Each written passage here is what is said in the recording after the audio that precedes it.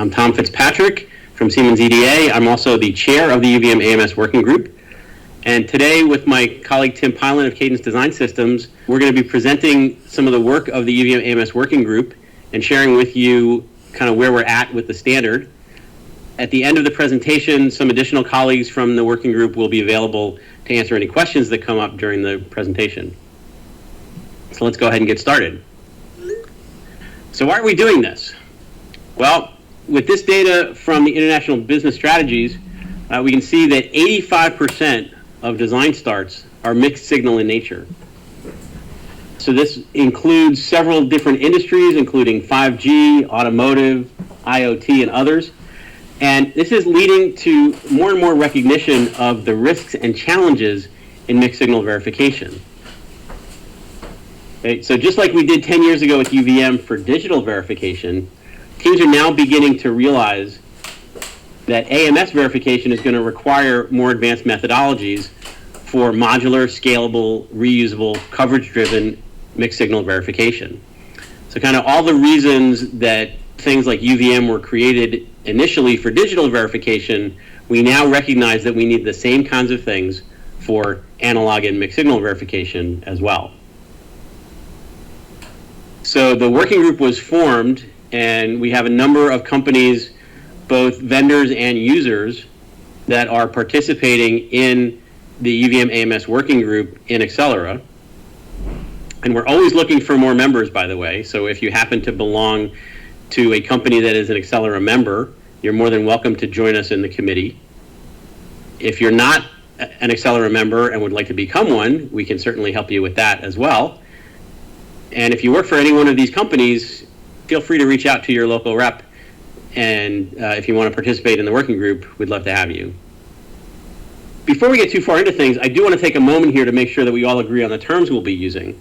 So when we talk about AMS simulation and verification, this refers to systems that can simulate and verify AMS designs.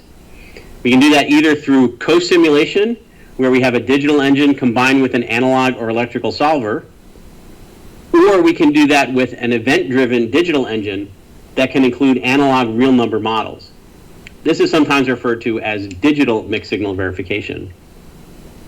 And also, so we're talking about the same thing, when we talk about UVM, we're talking about the IEEE 1800.2 standard verification methodology. And the idea of UVM is that it provides modular, scalable, reusable, and interoperable verification IP, stimulus, test bench components, and environments. This is currently in use by over 80% of ASIC verification teams today and 50% of FPGA verification teams, so it makes sense that we'd use this as our target methodology. So when we combine these ideas of co-simulation, both analog and digital mixed signal simulation, with UVM, we get UVM-AMS, which is a comprehensive, unified analog mixed signal verification methodology that will improve both AMS and DMS verification of integrated circuits by bringing these concepts of modularity, scalability, and reusability to allow us to create the similar kinds of verification IP, stimulus, and test bench components to an environment required to verify an AMS design.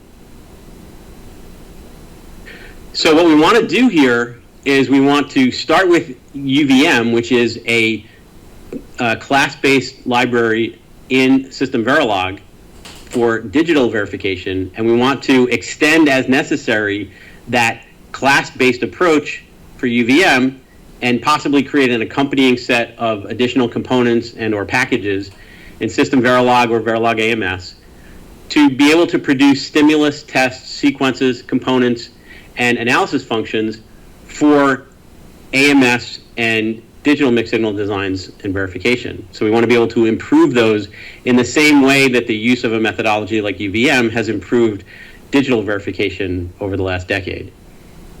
So we want to define a framework that will allow us to create analog and mixed signal verification components and test benches by introducing extensions to the idea of verification IP from the digital-centric world of UVM. We're going to base it on existing standards, and we also will then promote the use of the UVM-AMS standard among the verification community. And that's where we're going to need your help to do that as we move forward. So before we can build on UVM, we need to know what it is we're talking about when we talk about UVM. So just a very quick overview of UVM here. So if we start with our DUT, we need to be able to communicate to the DUT, and the way we communicate with the DUT is by definition protocol specific, right? We have some protocol that we're going to use to communicate to the DUT. In UVM, we have a UVM agent, or sometimes called a UVC or a UVM verification component, that is protocol specific, that includes everything you need to do to communicate to the DUT given the certain protocol.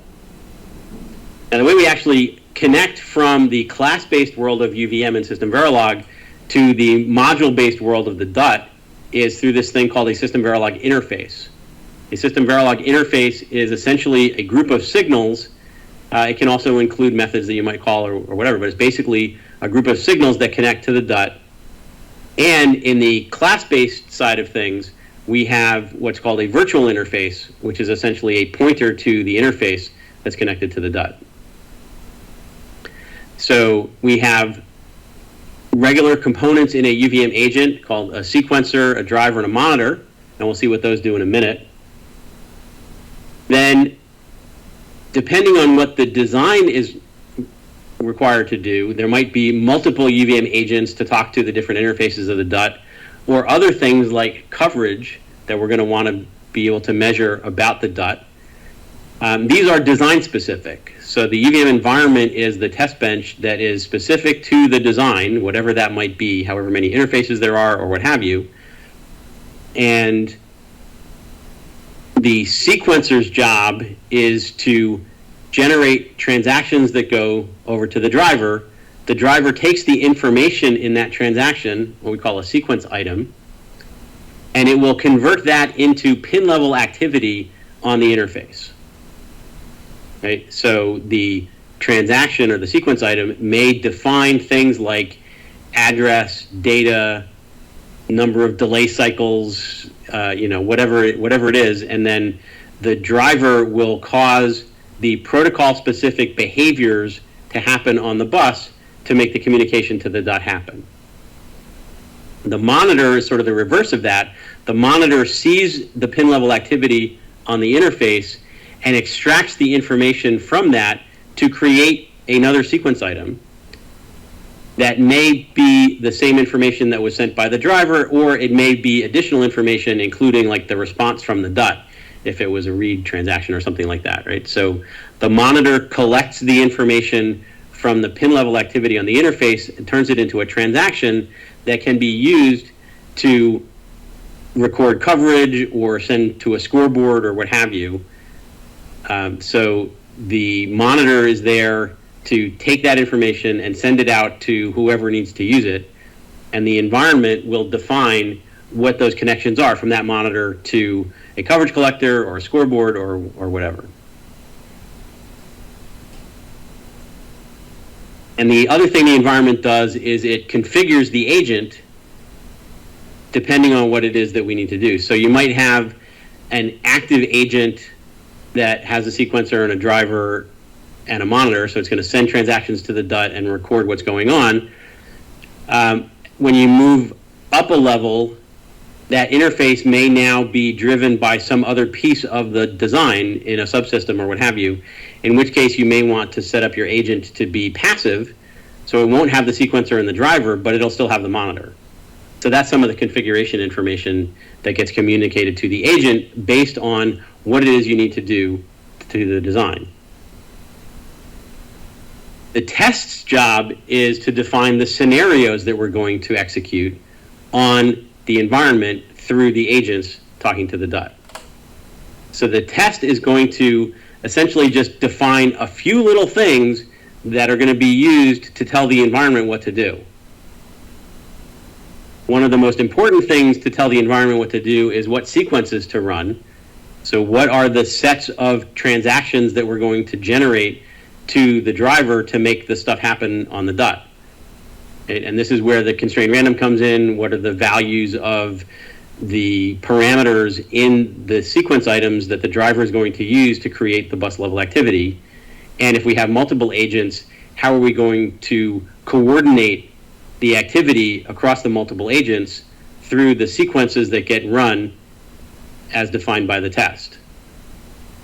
The other thing that the test can do is modify elements in the environment or the agent using, in what we call in UVM, the factory, right? This is a standard object-oriented programming pattern that allows us to change the type of component in the lower level elements of the test bench without having to change the code of them, right? So the UVM agent, when it creates the driver in the first place, it asks the factory for a driver. The test says, when the agent asks for a driver, give it the blue one instead of the gray one. Okay, so as long as the blue driver is an extension of the gray driver, the base type, we can do that. And we can do similar things for the monitor, the coverage collector, the scoreboard, what have you, right? So the test can use the factory, it can define a set of sequences, it can also configure the environment to do certain things, and that is how we tweak the test bench to be scenario specific for the particular test that we want to run. So what is probably going to happen is you'll have an environment that is design specific, and you'll use that environment in a variety of tests where each test has a different set of sequences, factory override commands, configuration, or what have you, to make the same environment create different scenarios for the same DUT to verify different requirements that you have in your verification plan. So once we put all of this together, we now have to think about, what do we do if the device under test is analog, right? Because all of what we've done here is focused on the idea of these transaction items being generated by sequences. The driver uses them to initiate behavior on the interface. How are we going to do that with analog behaviors? And so what we need to do is to understand how we can extend the idea of a driver and a monitor from the digital realm, and also a transaction item that defines what is the information that needs to be communicated across that protocol, and use that for analog devices as well. So basically what we want to do is to define these analog behaviors that will be based on the set of parameters defined in the sequence item, and generate that analog signal in some way. And we're going to use what we're going to refer to as an analog resource or an MS bridge. So you'll hear Tim using that term quite a lot, actually. We also want to be able to measure the properties of that analog signal and return them to the monitor, and then package those properties into a sequence item that we can then use to record as coverage or send to a scoreboard or whatever we might need to do. We also want to be able to drive and monitor different configurations that are going to be controlled by dedicated sequence items that'll support easy integration into multi-channel test sequences. So we may have multiple signal generators in the same way that you might have multiple agents talking to a device through different interfaces at the same time. We might want to be able to do the same thing in the analog sense, where we want to set up different signal generators and have those things be combined in interesting ways. So this will allow us then to define these controls and set them using constraints for pre-run configuration. So we can rely on the System Verilog constraint solver to choose the values that will then be applied to our analog test bench to make these different interesting configurations happen. And then we also want to be able to collect and check the coverage based on these property values from the analog resource as measured, or potentially add additional checkers in the analog resource, some way of measuring what's going on and turn that back into information that we can use in coverage collectors, scoreboards, or what have you, back up in the class-based environment. when it comes to generating and driving these kinds of analog signals, we do have to be a little bit realistic. So if we think about an analog signal that is interesting, it needs to be a periodic waveform like a sine wave or sawtooth or some other composition of such things. And when you think about those kinds of signals, there's specific information you need in order to be able to have it do certain things. So you need the frequency, the phase, the amplitude, and the DC bias. And with those four things, you can generate a wide variety of different sine waves, as an example. Given that, we can make those four things, frequency, phase, amplitude, and DC bias, elements of a sequence item that we will use to control the signal generator in the analog realm, but generate the values from the UVM sequence. Okay, so the sequence item is going to contain the fields for the control parameters to tell the analog generators what to do. And the driver is going to convert that transaction or that sequence item into setting the information to the signal generator. So in the same way that a regular UVM driver takes the information in a sequence item and generates the pin level behavior to communicate with an analog DUT, in UVM-AMS, we're going to have a sequence item that's going to contain fields to control the analog behavior, whatever that's going to be, and send that through a driver where the driver will then communicate to the analog generator to do the right thing.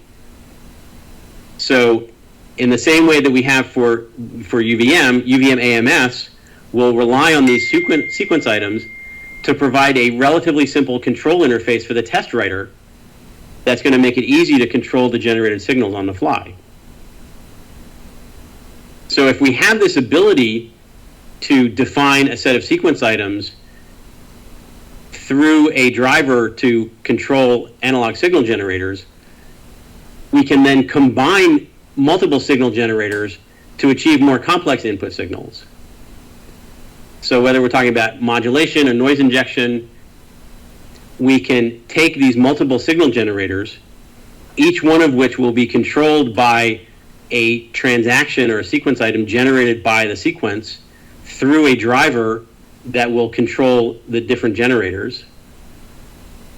And from that, we can create these interesting kinds of signals. Now, if you want to take it to the extreme, back when I was taking my early digital signal processing classes back in college, a square wave, also known as a set to 1, wait a little bit, set to 0, wait a little bit, and set back to 1, can be modeled as an infinite series of harmonic sine waves. Now, obviously, we're not going to do that, because if all we want is a square wave, we have much easier ways of doing that. But you can picture the same sort of thing, right? So you can have any kind of signal source that you need, and all you have to do is think about what information do I need to communicate to that signal generator to create the kind of analog behavior that I need to have to verify my design. Think about that, take a step back up to the sequence level, generate that transaction, and rely on the modularity of UVM to say, okay, I'm going to send that to my driver, and the driver will communicate to the signal generator. And most importantly, I don't care at the sequence level what that signal generator actually is or what it does. All I need to know is what information do I need to give it to have it do the right thing. So I don't care whether it's actually a SPICE model or a real number model in a DMS verification or whatever, right? There's the idea of abstracting that information allows us to create the test at a high enough level to say, okay, I want to generate a sine wave of this frequency starting now, and then do some other stuff. And when I get some other signal back in, maybe if I get some particular transaction on the bus, I say, oh, okay, now I want to double the frequency of the analog signal or whatever, right? So I can recognize that and then send another transaction to tell the signal generator to change. Exactly the same thing as in UVM, saying I want to write to this memory location, and then when I read from this and get some other value, I want to go do something else.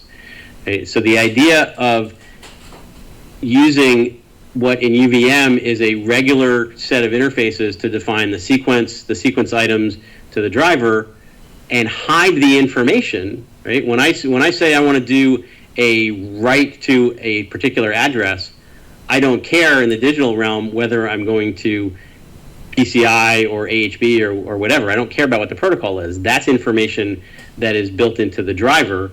The driver is going to take the information out of the sequence item and use the appropriate protocol.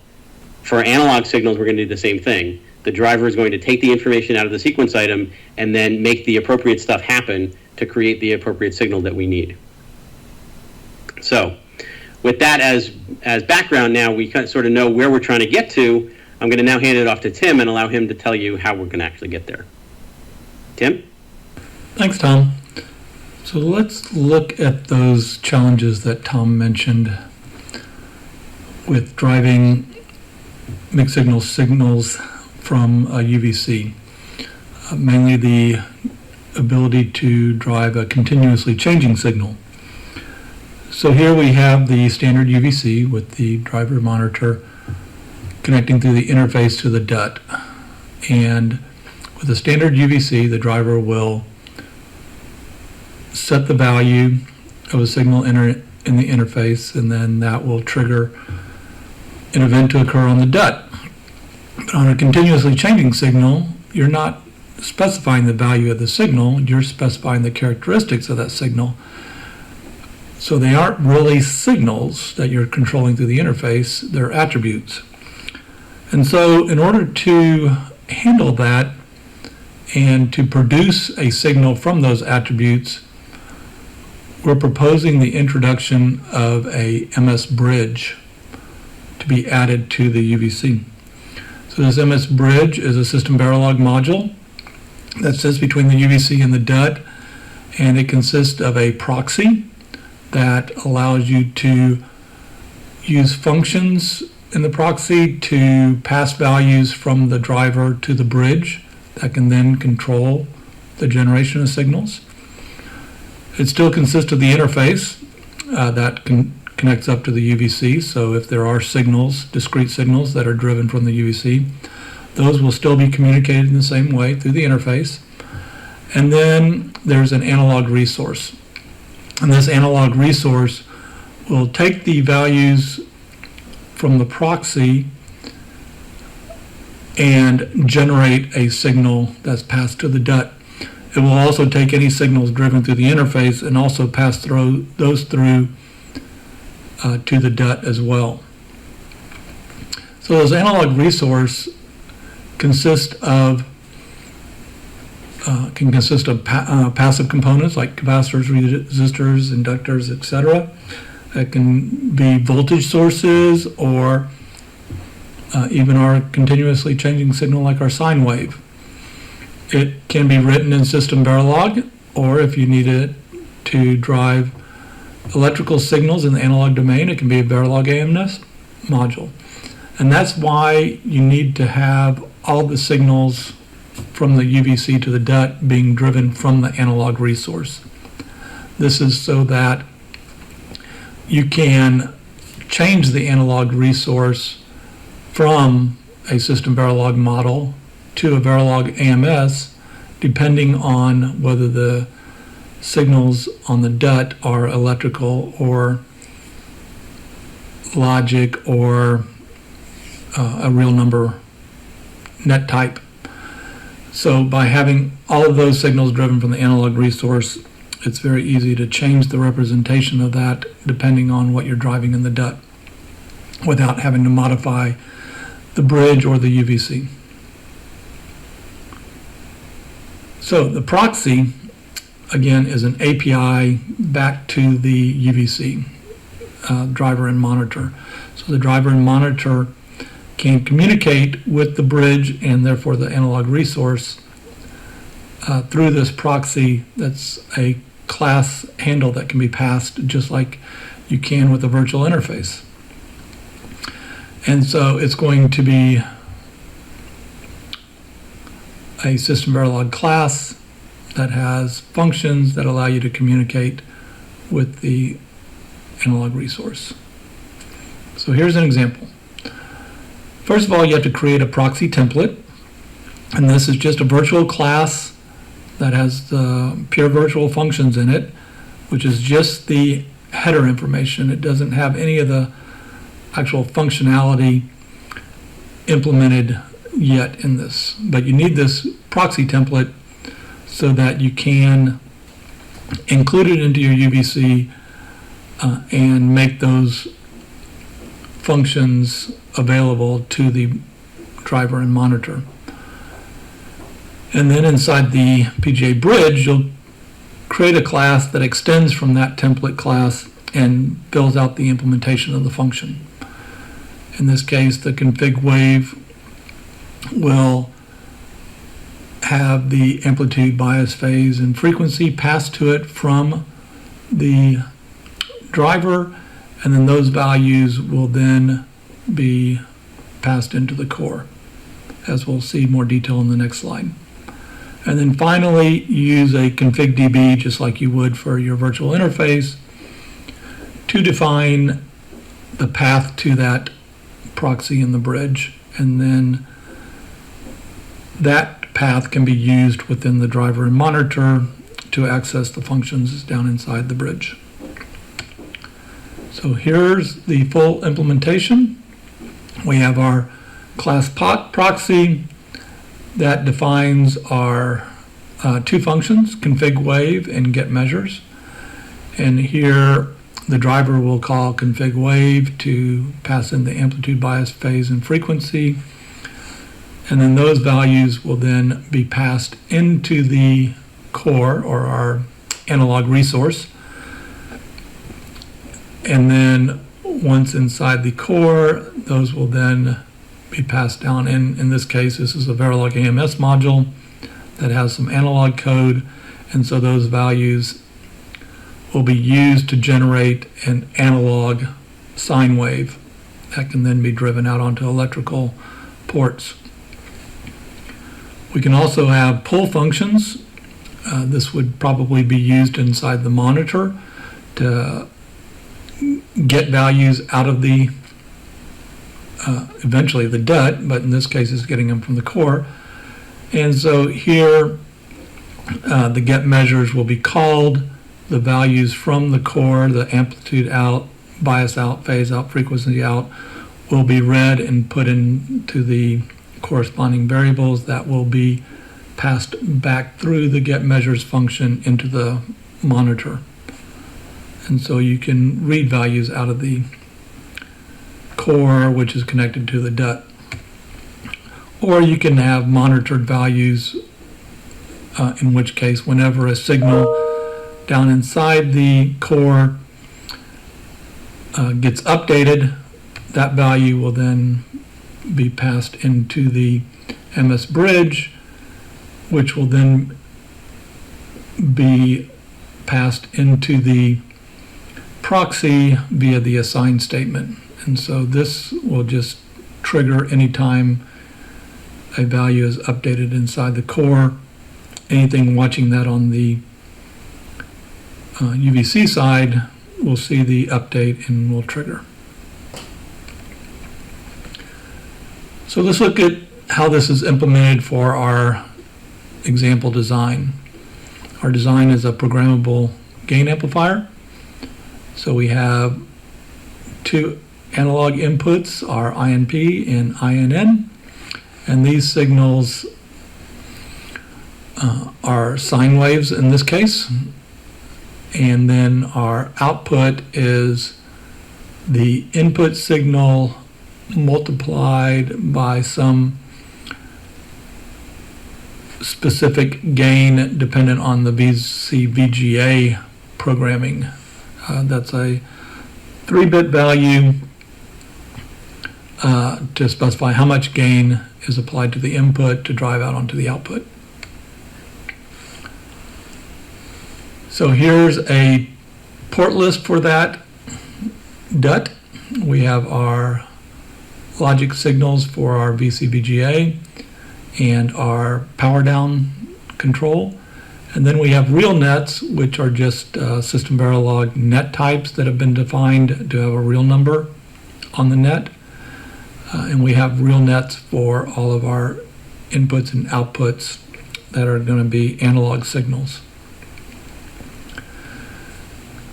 So let's look at the simplest case where those values that we're driving don't need to be generated. They're just going to be static values that are going to just be passed to our gain amplifier. In that case, we don't have to use a proxy. We can just set the real values, real analogic values, pass them through the interface, and then the analog resource just takes those values and passes them to the corresponding ports on the DUT. And we can do this because it's just a static value that's passed and nothing has to be generated within the analog resource. And then if we do swap out the DUT with a SPICE model or something that where there's electrical ports, like in this case where the outputs and the inputs are now electrical signals, we still have our logics for the power down and our VCVGA. Those are still input wires, but everything else is going to be electrical. So in that case, we can still drive the signal values through the interface because they're still just static type signals, but we need to convert them to something that's compatible with the electrical domain. So in this case, you would need to use a connect module, which is a Verilog AMS construct that supports both Verilog and analog within there, so you can access the Verilog side to get the values that are being passed from the interface, and then you can assign that to a voltage and current to drive the electrical signals on the output ports or on the ports that are connected to the DUT. And so you can see here the significance of having the analog resource even when you're driving just regular signals.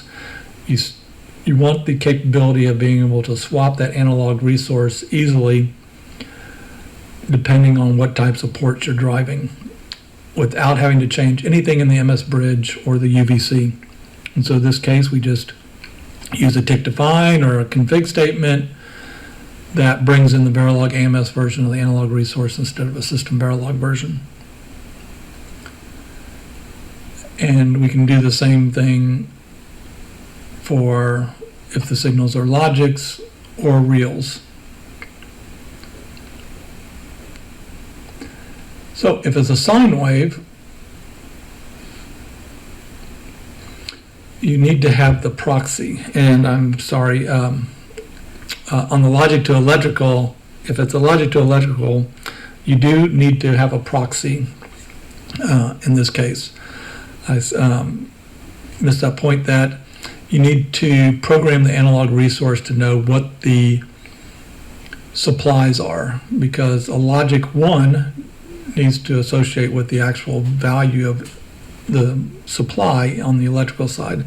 So you'd use a proxy to specify what the supply is, and then now when a logic 1 is detected, it can drive the supply voltage on that electrical. And then you'd also need a proxy if you're driving a continuously changing signal like a sine wave. So in this case, we'd use our proxy to pass in the values of our frequency, bias, etc., to generate that signal, and then we'd still use the interface to pass in the VCVGA and PD because those are logic signals. So you can see how the proxy and the interface can work together with the analog resource to generate those analog values for the mixed signal design. The other thing that we want to take out of UVM is the ability of messaging.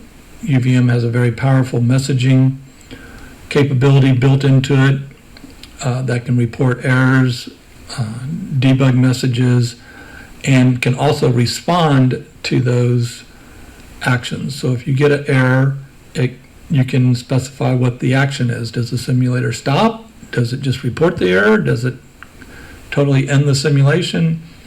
So you can put specific actions on those messages, as well as specify the format of the message. And there's also counters built in, so you know how many warnings for each type of error you get, etc. And these can all be extracted out and used for generating your regression reports at the end. So as I said, these are macros that are built into the UVM library. And so you have your info message, which just displays a message based on a verbosity filter. So the nice thing about the info messages is you can put different levels of verbosity. So if you're just running a regression and you don't want a lot of messages, you can set a high verbosity, versus if you're in a debug and you want a lot of messages so you can debug, you can change the verbosity filter to be very low, so you get all those messages being printed out. And that's built into the UVM info. Then you also have the UVM warning, errors, and fatals that have associated actions and counters built into those. So the issue is that they are system Verilog macros. And of course, in our analog resource, there's likely that analog resource is likely going to be a Verilog AMS module, which means it can't use the system Verilog macros. So how do you take advantage of a system Verilog macro? And we're going to use the upscoping capability that's in Verilog and system Verilog since the 1364-2001 LRM. And that is and that Verilog syntax is supported in Verilog AMS. And so we can use this upscoping within our Verilog AMS to access the methods in our bridge by using the upscope capability. So in order to do that, we need to include a few extra parameters and functions. So inside of the Verilog AMS file, we want to include this UVM-AMS include file. You can name it whatever you want, of course, but the key thing is that there's going to be local params specified in there to set up our strings that we're going to want to print out. And then we're going to create this UVM-AMS include file that's going to have functions that correspond to those UVM info, warning, error, fatal macros that are in the UVM library. And so now within the Verilog AMS file, you can call a UVM info function that will upscope, find that function inside the bridge, and then the bridge will pass the values into the UVM corresponding UVM macro. So let's look at how that works.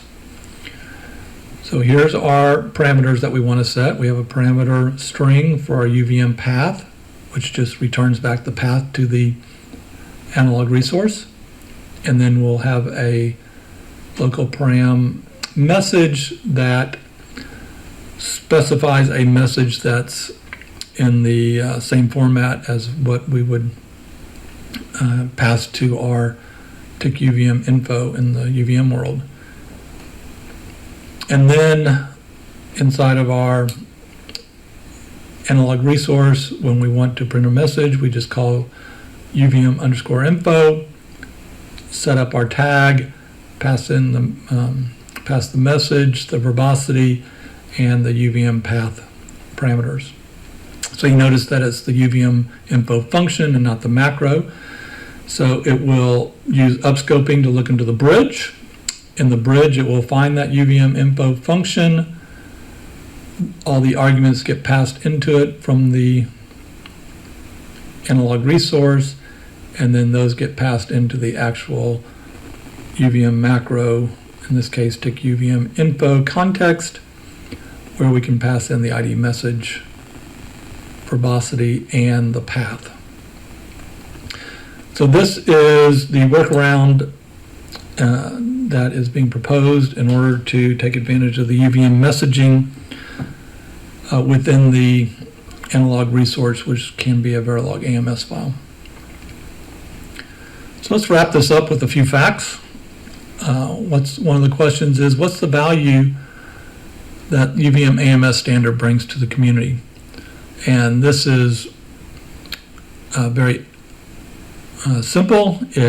The value is that we can take advantage of all the work and IPs and standards that have been created around UVM, and now apply those to mixed signal designs where you have analog ports, whether they're real number ports or electrical ports, and you can still take advantage of all the standardization and IPs that have been built around UVM.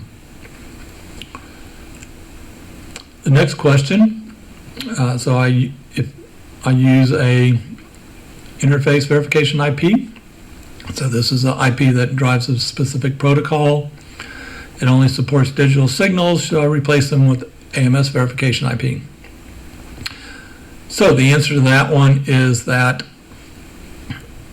the UVM-AMS standard makes that possible, where you can take existing digital VIP and either update it or add analog signals. So if the standard has been updated and is now allowing the use of analog signals on the ports of that IP, then UVM-AMS standard will allow you to just pull the old digital VIP and put in the new mixed signal VIP, and it will drive the same ports with just different representations.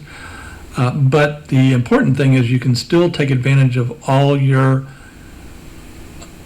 UVM test bench code, all your sequences that generate the data. All of that UVC data is still valid, all your test bench data is still valid, because all we're doing is adding in the MS bridge that allows the use of a proxy if a proxy is needed, or passes the signals through the analog resource to the corresponding ports, and allowing the use of analog ports if that is needed. So that's the whole purpose of UVM-AMS, is to make a very easy transition from a digital VIP to a mixed signal VIP, and still staying in the UVM context. Is the UVM-AMS working group going to develop specific VIP? The simple answer to that is no, we're not going to develop VIP. The goal is to establish the standards so that those third-party vendors can develop VIPs based on the standard that will work just like in UVM, except with the capability of having the proxy to program analog signals and the ability to have an analog resource that can drive analog ports as well. That stated, we have generated some examples and are posting those to our UVM-AMS working group GitHub site, so those examples will be available for you to use for training or take and modify and use for your own examples. In conclusion, UVM has been great, but it has that one limitation of working with mixed signal designs, and so this proposal addresses those gaps and provides the capabilities to generate analog signals, continuously changing signals, taking advantage of messaging within Verilog AMS, and all that while still maintaining the standard of working with standard UVCs with the sequence driver and monitor and all the messaging that you have built into that.